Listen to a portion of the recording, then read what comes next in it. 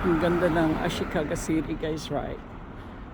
Wala kang nakikitang mga wirings sa street kasi nakabound siya sa ilalim, underground. You can only see boxes, right? But there's no wirings.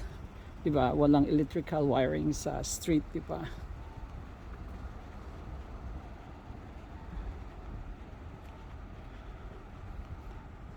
So I'm heading back to my hotel, guys.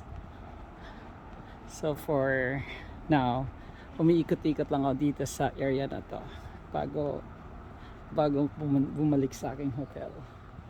Kasi ngayon, it's a non-working day. So I have plenty of time. Ayoko naman na maghiga lang dun sa hotel. So this is Ashikaga City.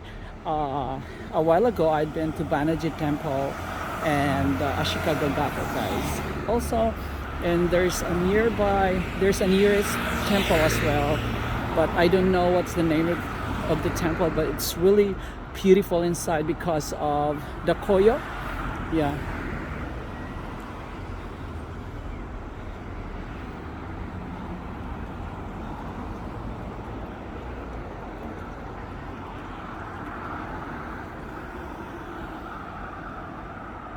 It's pretty, right? Why are people lining here?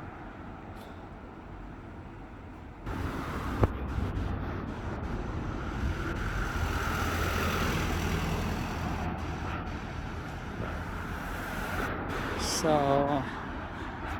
hanap tayo ng makakainan, guys. Nagugutom na ako. I'm hungry already. Yeah. Kakaikot-ikot. Is that a flower? Oh no. Ganda naman yan ang puno na yan. Kala mo bulaklak. Seems.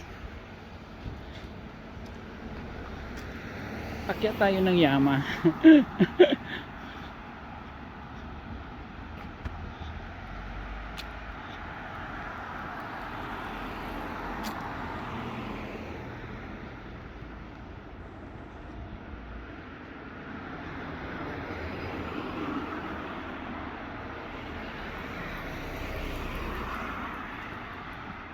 Look at the mountains, guys.